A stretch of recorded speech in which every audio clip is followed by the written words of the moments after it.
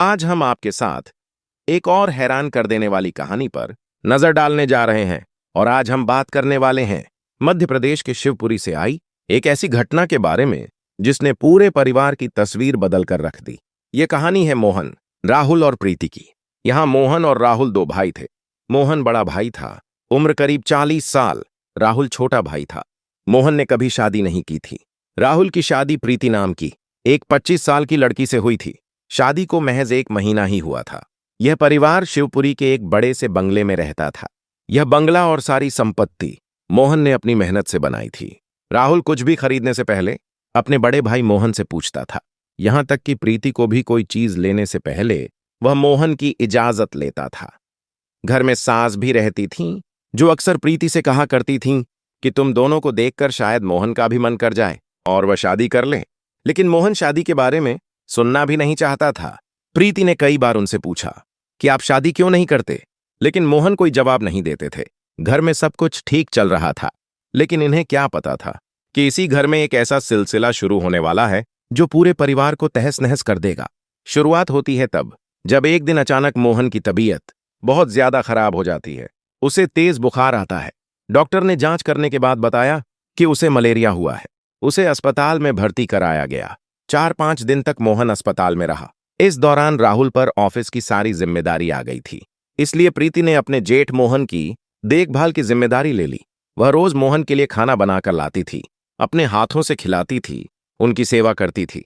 4-5 दिन बाद मोहन को अस्पताल से छुट्टी मिल गई, लेकिन डॉक्टर ने कहा कि इन्हें अभी पूरा आराम चाहिए। परिवार ने प्रीति को ही मोहन की देखभाल की जिम्मेदारी दे दी। अब प्रीति दिन भर अपने जेठ के कामों में लगी रहती थी। वह उन्हें खाना खिलाती, उनका ध्यान रखती।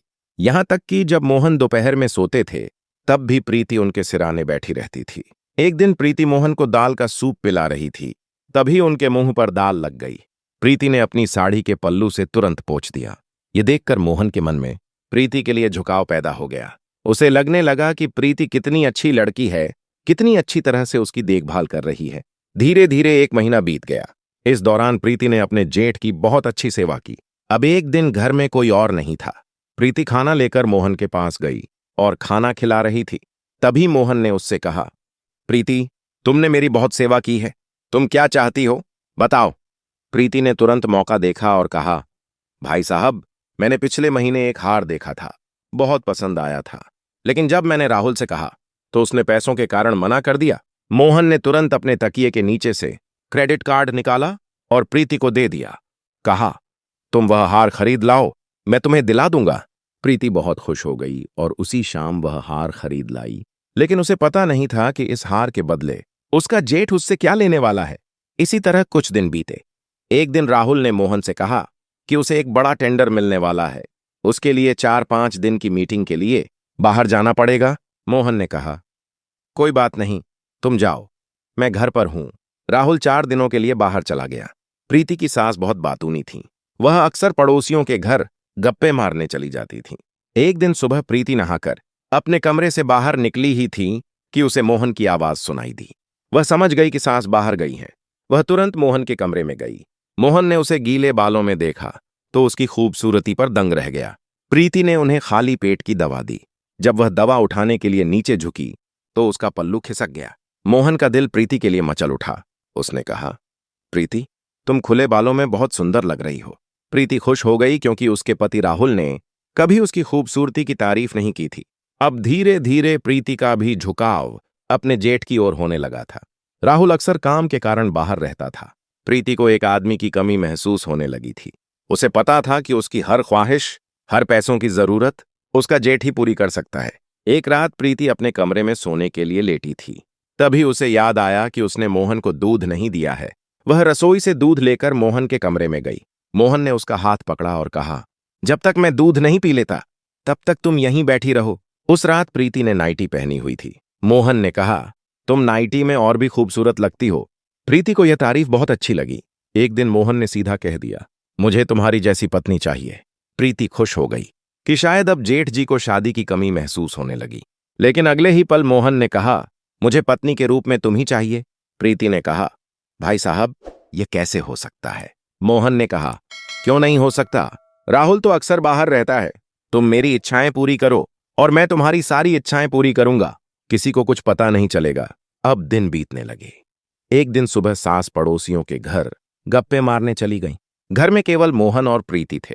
प्रीति ने नाश्ता बनाया और मोहन को खिलाने लगी। तभी मोहन ने उसकी पीठ पर हाथ फेरना शुरू कर दिया। प्रीति को उसका स्पर्श अच्छा लगने लगा। उसने कहा, बाहर का दरवाजा खुला है। मोहन समझ गया कि प्रीति की भी इच्छा है। उसने कहा, कोई बात नहीं, रात को मैं तुम्हारे कमरे में आऊंगा। रात हुई, सास सो गईं। 11 बजे मोहन प्रीति के कमरे में आया और अंदर से दरवाजा बंद कर लिया। प्रीति पहले से ही उसका इंतजार कर रही थी। उस रात दोनों ने गलत काम किया। मोहन ने ड्रिंक का इंतजाम भी किया था। मोहन ने ड्रिंक की। उसके बाद प्रीति ने अपनी नाइटी उतार दी। मोहन ने अपनी जिंदगी में पहली बार किसी औरत को इस तरह देखा। वह मदहोश हो गया और उस रात प्रीति के साथ गलत हरकत की। लेकिन पहली बार होने के कारण मोहन बहुत जल्दी खत्म हो गया। प्रीति ने कहा, भाई साहब, उम्र हो गई है, जोश नहीं रहा। यह सुनकर मोहन को बहुत बुरा लगा। वह वहां से चला गया और अपने कमरे में सो गया। लेकिन अगले दिन वह सुबह जल्दी बाहर गया और कुछ खरीद कर लाया। उसने प्रीति से कहा, आज मैं तुम्हें ऐसा मजा दूंगा कि जिंदगी भर नहीं भूलोगी। उसने अपनी जेब से सोने की चेन निकाली और प्रीति के गले में पहना दी। प्रीति बहुत खुश हो गई। उस रात मोहन ने ड्रिंक में एक टैबलेट डाली और पी ली। इस बार वह करीब 1 घंटे तक चला। प्रीति हैरान थी कि उसके जेठ में इतनी ताकत आ गई है। उसने भरपूर साथ दिया, क्योंकि वह जानती थी कि अगर मोहन खुश रहेगा तो उसे नए नए गिफ्ट मिलते रहेंगे। अब यह सिलसिला चलने लगा। जब भी राहुल बाहर जाता, मोहन प्रीति के कमरे में आता और दोनों गलत हरकत करते। 1-2 महीने बीत गए। एक दिन प्रीति को अचानक चक्कर आया और वह गिर गई। मोहन उसे तुरंत अस्पताल ले गया। डॉक्टर ने जांच के बाद बताया, प्रीति 1 महीने की गर्भवती है। घर में खुशी की लहर दौड़ पड़ी। लेकिन जब राहुल को पता चला तो वह सोचने लगा, मैंने तो प्रीति के साथ इतना समय बिताया ही नहीं, यह कैसे हो सकता है। राहुल ने प्रीति से पूछा तो वह रोने लगी और कहा कि तुम मुझ पर शक कर रहे हो। राहुल ने मान लिया, लेकिन मोहन जानता था कि बच्चा उसी का है। एक दिन दोपहर में सास घर पर नहीं थी। मोहन और प्रीति ने दिन में ही गलत काम करने का फैसला किया। दोनों कमरे में चले गए। लेकिन उसी समय राहुल एक फाइल भूलकर घर आ गया।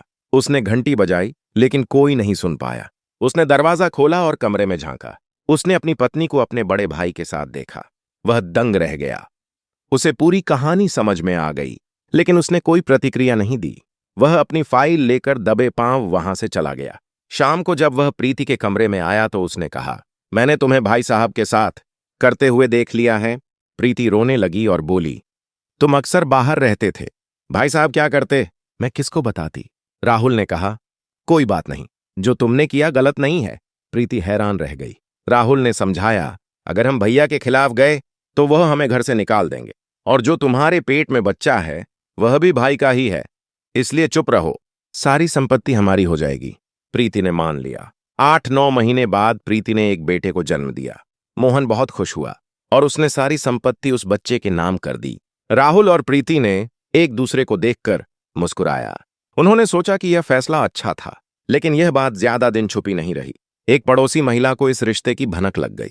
उसने प्रीति से पूछा, क्या तुम्हारे और तुम्हारे जेठ के बीच कोई चक्कर है? पहले तो प्रीति ने मना किया, लेकिन फिर प्रीति ने सब कुछ बता दिया।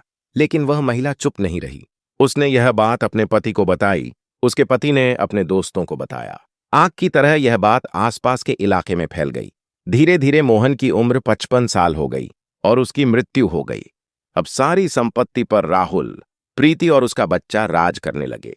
दोस्तों, यह कहानी सुनाने का मकसद आपको दुखी करना नहीं है, बल्कि यह बताना है कि परिवार में रिश्ते कितने नाजुक होते हैं।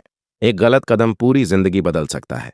राहुल ने संपत्ति के लिए अपनी पत्नी और भाई के अफेयर को स्वीकार कर लिया। क्या यह सही था या गलत, यह फैसला आप पर छोड़ता हूं। इस पूरी घटना पर आपके क्या विचार हैं, हमें कमेंट में जरूर बताएं। साथ ही आप इस वीडियो को किस शहर से देख रहे हैं, यह भी जरूर लिखें। अगर आपको हमारी मेहनत पसंद आई हो तो कृपया इस वीडियो को लाइक करें और अपने दोस्तों के साथ शेयर करें।